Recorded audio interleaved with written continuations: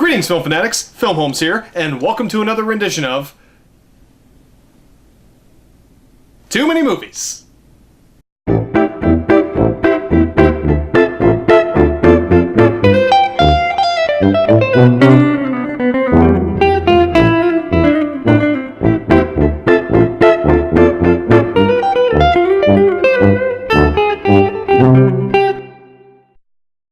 Now, even though I'm basically a film snob in a lot of ways, and a 30-year-old man, there's one company I still love, and I don't love them because, just because they make the Marvel movies, or because now they make the Star Wars films. I've always loved Disney, since I was a kid until now, and over the years, it has been my extreme pleasure to collect all of my favorite films on DVD and now Blu-ray. And the fact that Disney is still making phenomenal, groundbreaking movies, and these movies that are making, millions, if not billions of dollars. I mean, Disney is still a huge company. Even take out Marvel and Star Wars, they're still a huge company just because of their animation. And of course, when they finally merged with Pixar, it became Disney Pixar. Disney Pixar is making some of the best films of the past, decade, or a couple decades. And Disney recently released, Disney, not Disney Pixar, a movie that when I saw the trailer, I was like, yeah, that could be pretty cool. That's a neat idea. It looks different. It's going to be a musical again, which is really cool. That's Disney. It's set with, the people that are in the movie have never been done before in Disney, as far as I can remember. If they have, it wasn't very memorable. That's cool. The story seems a little bit different. It's neat.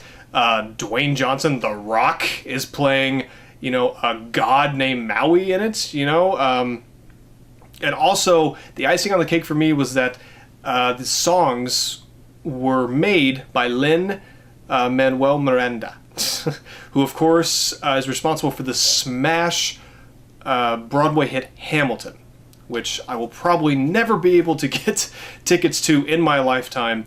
If you haven't seen it, I've heard it's an amazing show. If you can't go see it, get the soundtrack. It is well worth it. I've listened to it probably 10 times all the way through. It's long, but definitely listen to it. So when I heard he was going to be in charge of the music for this, I was like, I want to go see that. I want to see this new Disney movie. And I went and saw it just the other night. So I'm going to talk about the new Disney hit, because it actually is a hit, Moana. Let's talk about it.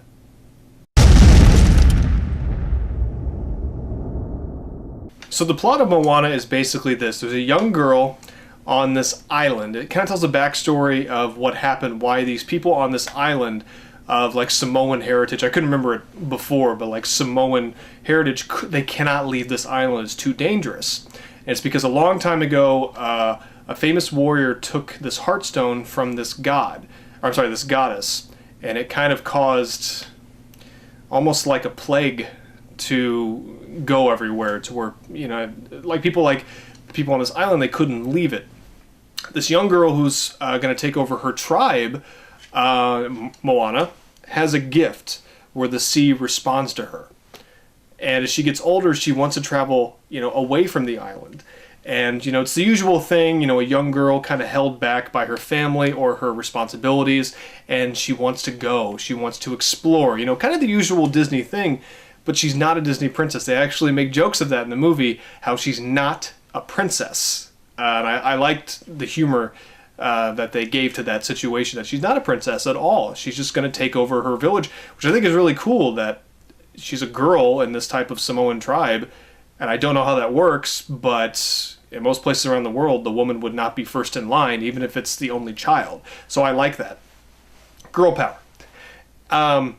But eventually, crops are dying, they don't have any fish, the island is dying. And it's up to Moana, after she is given this stone, the Heartstone, that was lost all those years ago, to go and find the god, Maui, played by Dwayne "The Rock" Johnson, because he's the one who took it, to put it back and to cure, the world of this plague that this goddess has given it because her Heartstone was taken. I know that sounds a little weird, and it is, but it's told very well. the script is extremely well written. It's easy to follow during the movie. It really is. And the movie flows well. I got a little bored during the middle of it when Moana's on her adventure, and I don't know if that's just because I was a little bit tired, but I started to kind of drift off and go to sleep a little bit.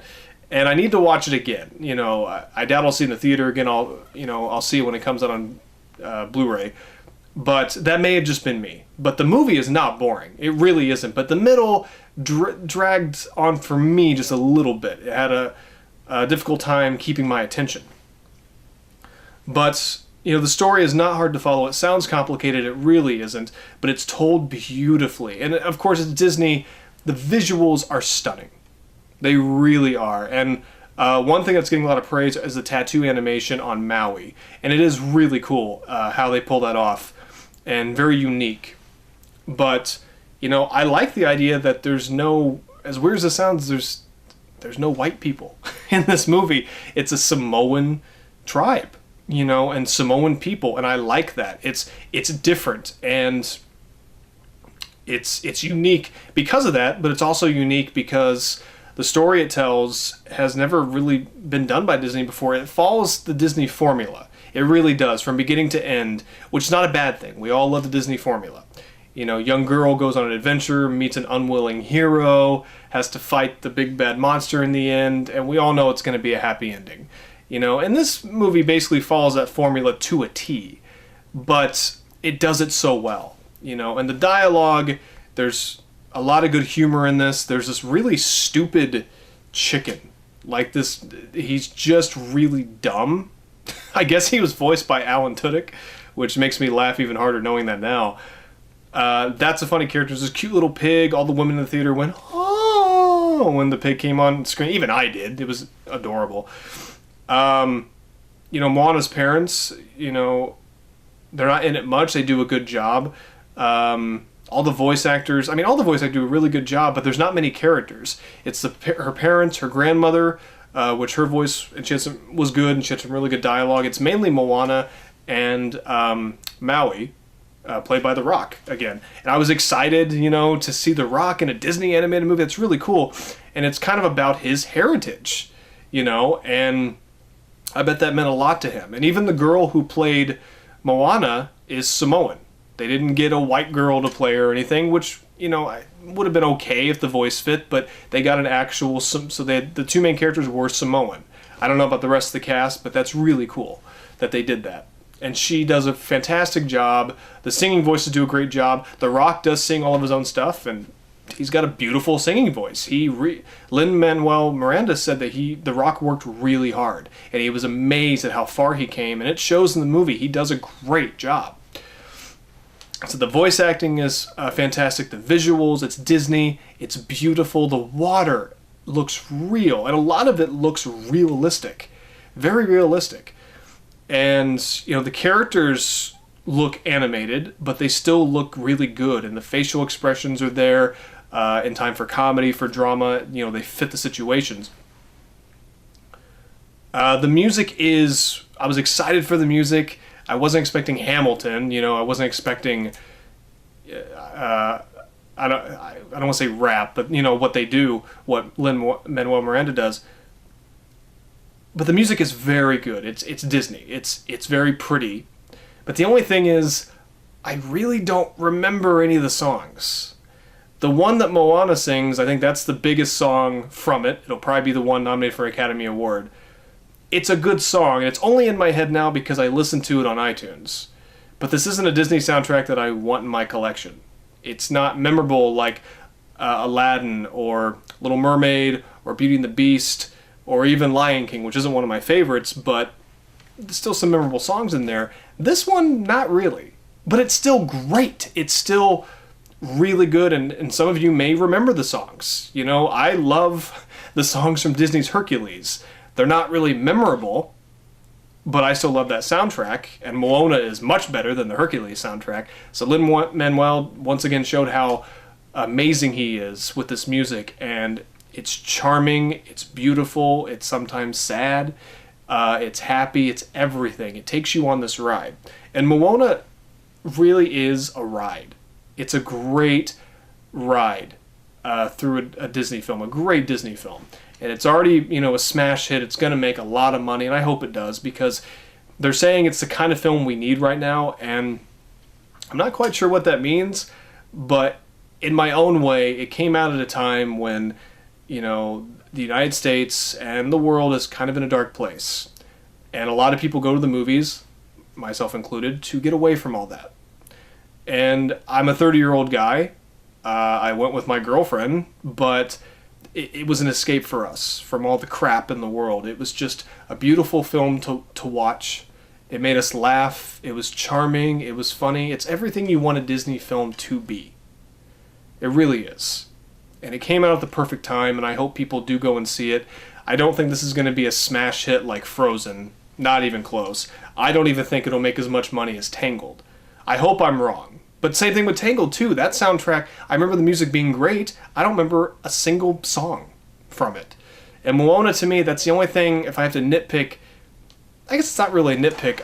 That's a big thing for me, because I want to at least remember one song from a Disney film, and I don't from that. I remember Moana song, and it's very beautiful and very uplifting, but I don't think it's a song I'm going to have on my phone, to listen to. But maybe that'll change. Maybe that'll change my mind eventually. What else? I mean, it's everything that's good. Beautifully directed, beautifully animated. All the visuals are great. The monster, that looked really cool. The voice acting is great. It's just great Disney fun. Sorry. Great Disney fun. I will say, the night before I saw this movie, I rewatched Kubo and the Two Strings, which I've done a review on. Go watch it if you haven't. I gave it 5 out of 5 because I just thought it was about as perfect as you can get. And I'm watching that and watching Moana.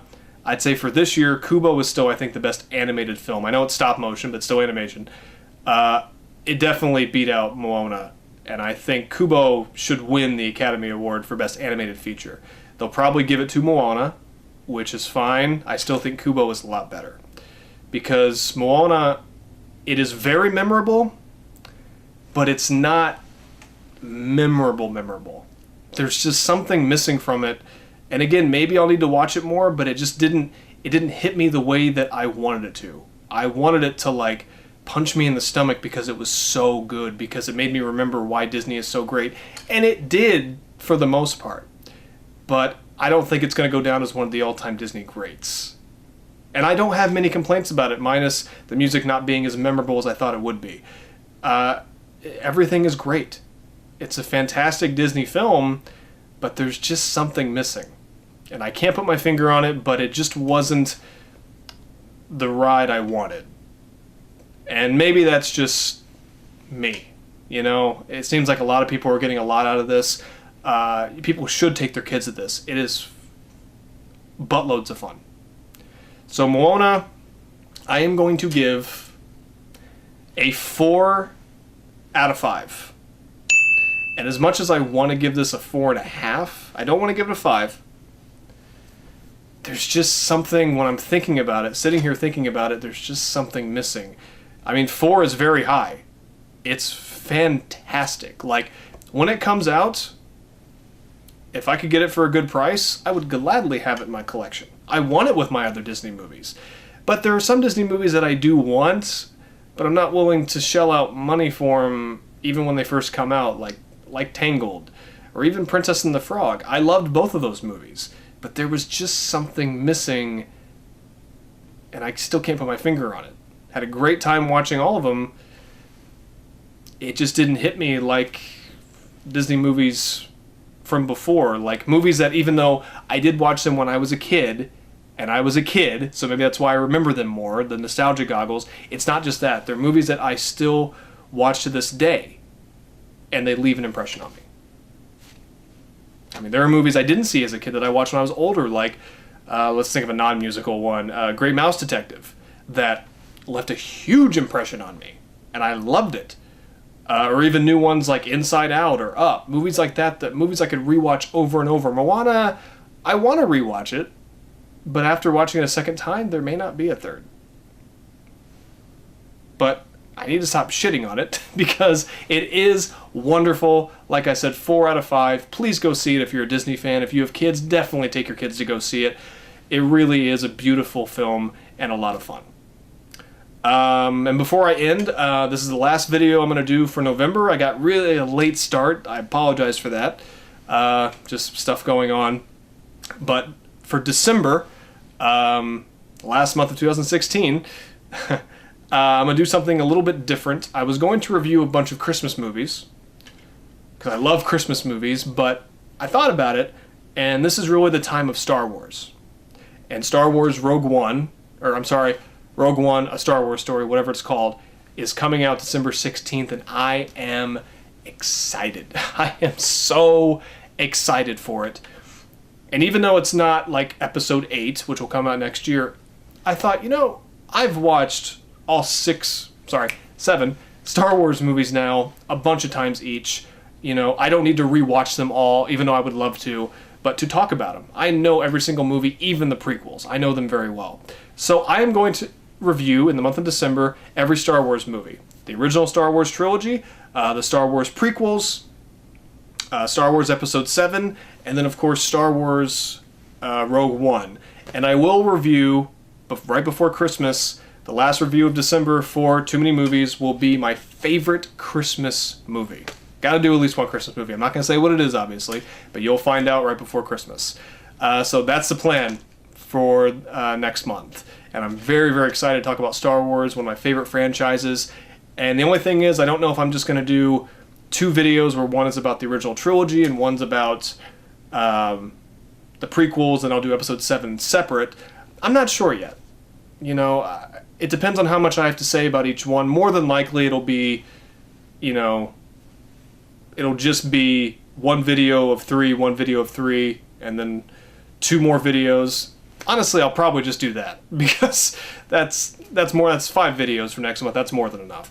So anyway, that's the plan for December. There you go. So I'm Filmholmes. This was Too Many Movies. Thank you very much for watching. Support Disney. Marvel, Star Wars, they're Disney movies, Pixar. How can you compete with Disney? You can't. They got all the good shit. As you can see, I got more movies to watch, and I will see you in the next video. Take care.